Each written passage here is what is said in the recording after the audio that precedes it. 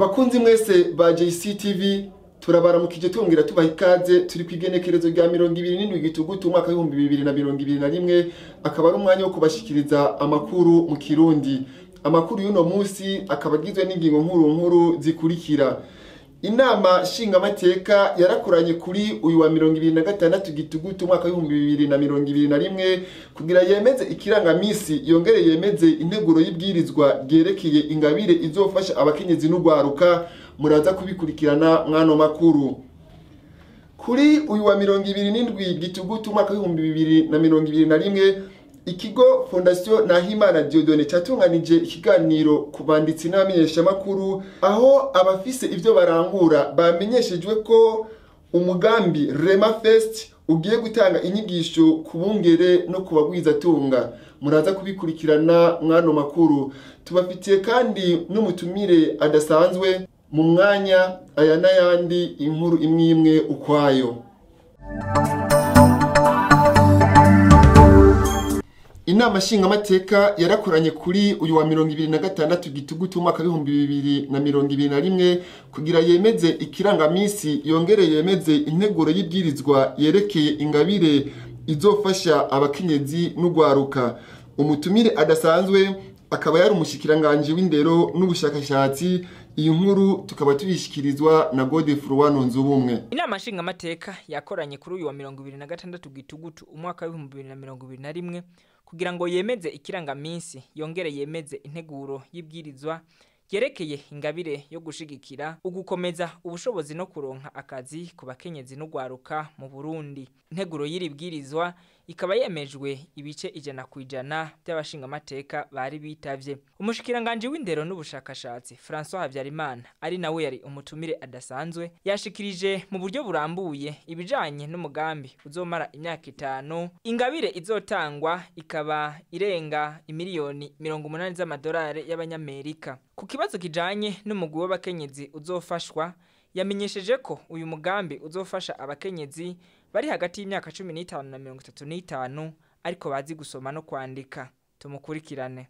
Uko turavuga yuko babara abakenyezi bari hagati y'imyaka 14 na 35 baba abize canke abaciriye amashuri hagati novuga ariko bazi gusoma no kwandika.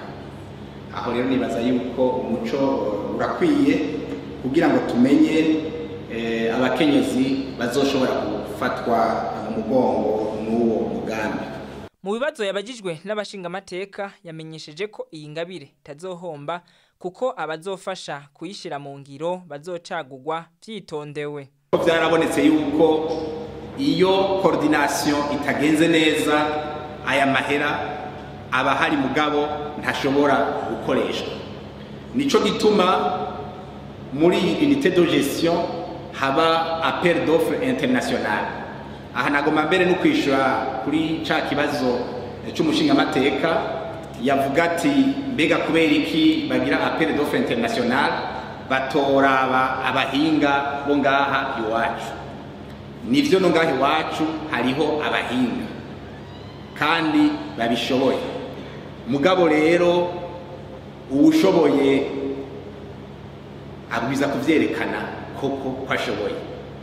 Ivyo ari byo byose ushoboye uri umurundi ugiye muri competition ivyo wari ushoboye ntibica bizimangana.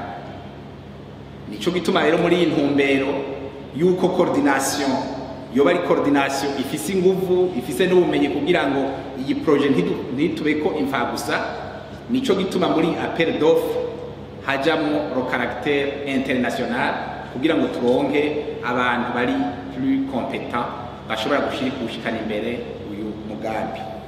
Hariho comité de pilotage na comité technique izobirimwo novuga abahinga batandukanye nk'uko iyi projet irimwo ama aspect atandukanye.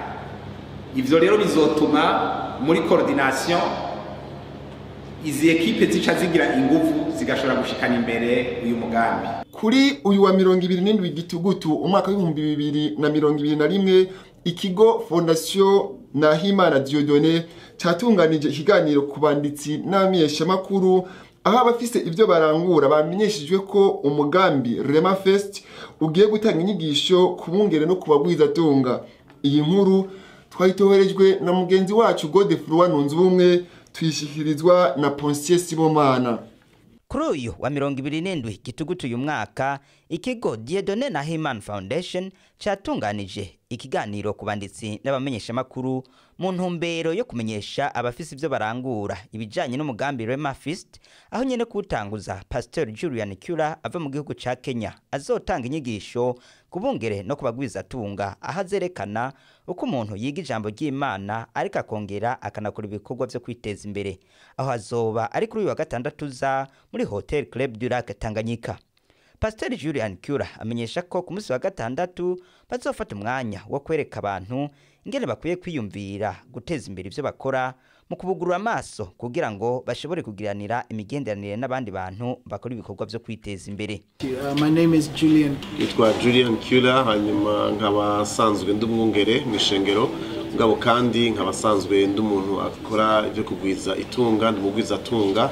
Nkaba rero nezere kuba hano, ariko kandi nkaba ndi muri ivyo bikorwa bibiri cyane byo kwigisha mu Imana no kuba umugwiza tunga. Rema Fest is Rema Fest ni igikorwa gifise intumbero cyane yo kuzana abantu kugira ngo bashobore gutahura amabanga ari mu ijambo ry'Imana, kumenya ubuntu tugezemo mu gihe nk'iki cyane mu gihugu cy'u Burundi, kugira ngo tumenye ikimane tugomba ko n'ingene dukwiye gutahura amabanga ari mu ijambo ry'Imana. So part of what we'll be teaching on Saturday. Ku munsi wa gatandatu cyane tuzofata umwanya wo kwereka abantu ingene bakwiye kwiyumvira guteza imbere ivyo bakora birengeye gusa mu Burundi bagashika kure, hanyuma tukabugurura amaso kugira ngo babone uburyo buriho hirya no hino ku isi, haba abantu bazana imitahe yabo tukabereka ingene byagiye birakora kugira ngo bamenye ingene bashobora kugirana imigenderanire hamwe n'abo bantu kugira ngo gushobora gukora imigambi yabo.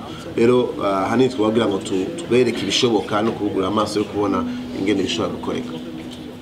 Nayo Dieudonné Nahimana, umuyobozi w'ikigo Dieudonné Nahimana Foundation, amenyesha ko uwo mukozi w'Imana yaje kugira ngo yigishe ubwa mbere abakozi b'Imana uko bokwigisha babarongoye ijambo ry'Imana rifatiye ku bwami bw'Imana no kuntu bashobora kwiteza imbere. Dufise umushitsi avuye mu gihugu ca Kenya, akaba yitwa Pastor Julian Kula, n'umukozi w'Imana asanzwe arongoye ishengero benshi bita Papa Center in Nairobi, ariko kandi afise amashengero atandukanye mu gihugu ca Kenya. Akaba kandi azwi cyane nk'umugwizatunga, yateye imbere cyane muri iyi myaka iheze muri Afrika no ku isi mu bijanye cyane n'ivy'ubuhinga bwo gukoresha amafaranga nk'uburoro bw'ibitwita bya Bikash cyangwa Ego Cash, mugabo yakoze mu bundi buryo buhanitse, akorera mu bihugu 28. Akaba kandi asanzwe akora no mu bindi bikorwa bisata bitandukanye byo kugwiza itunga, gihambaye cyane asanzwe azwi nk'umwigisha haba mu makaminuza, ariko kandi no mu manama akomeye kubijanye n'ivyo kwiteza imbere mu butunzi. Ubwa mbere mu gufata ingingo yo kwemera kuza ngaha mu Burundi nuko ari ikintu yari yavuganye n'Imana mu gihugu gusenga, aratahura neza yuko nkuko avyivugira we nyene Burundi bufise urupfunguruzo mu bijanye n'ivyiterambere rinyaruka muri kano karere ko muri Afrika. Kubw'ivyo rero yaje nk'umuntu yumviye Imana, yamwumvise kugira ngo aze kwigisha ubwa mbere abakozi b'Imana ingene bakwiye kwigisha bo barongoye ijambo ry'Imana ryubakiye mu bijanye n'ivy'ubwami bw'Imana, ingene bashobora kwiteza imbere no kuranirwa muri byose.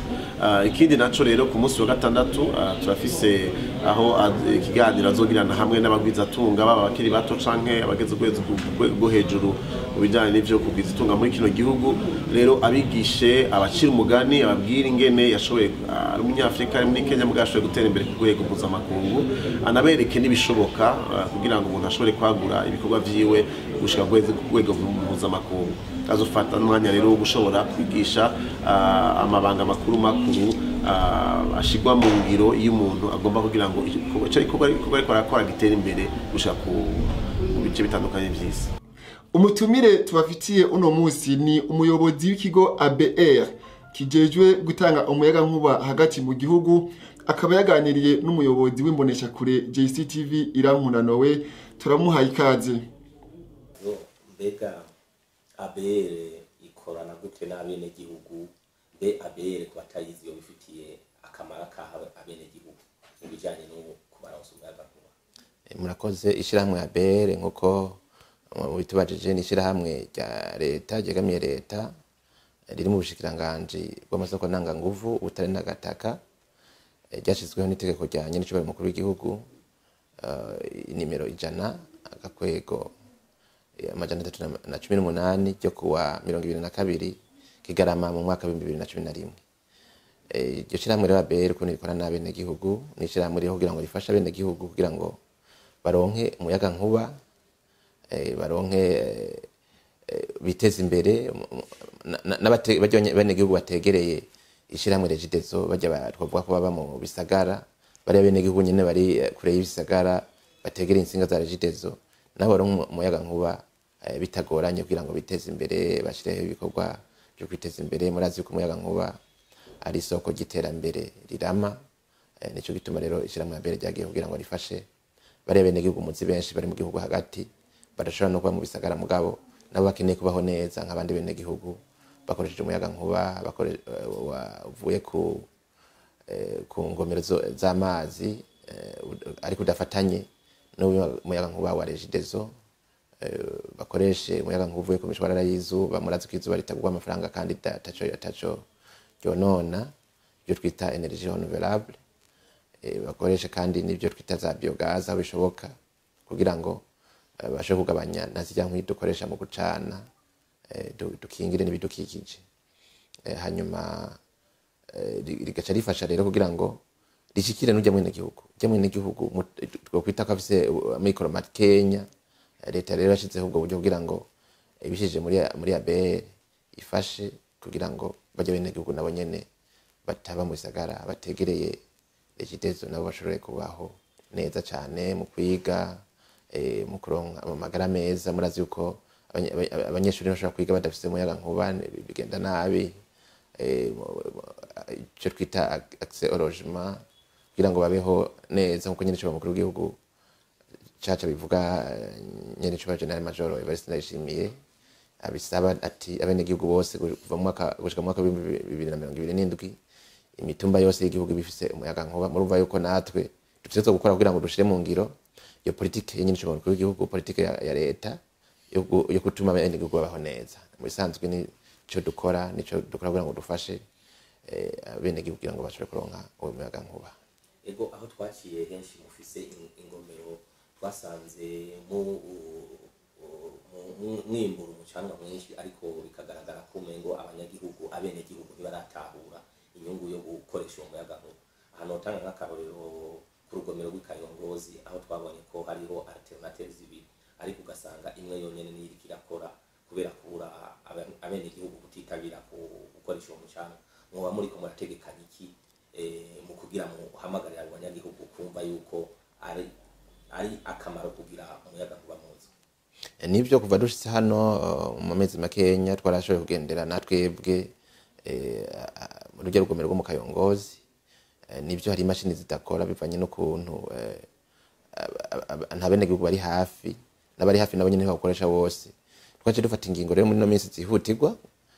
Hariho ibice je komene ya Bweru tugomba gushiramo umuyaga nkuba, hanyuma bibaye ngombwa dusanze yuko hako umuyaga nkuba useseka tuzobushira muri Regideso, tuko turavuga na muri Regideso kugira ngo vuba cyane tuba turabushira muri Regideso urakora n'ahandi mu kurindira yuko duheze iyo migambi twashize imbere kugira ngo tukoreshe.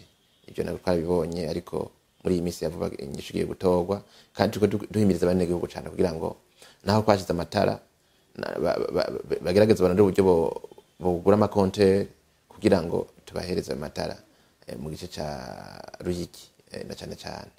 Beko bene gihugu bafise nka mikoro make nimwe bamutegekanya kuzobaha amakontere ku ideni bakazoyariha bukebuke.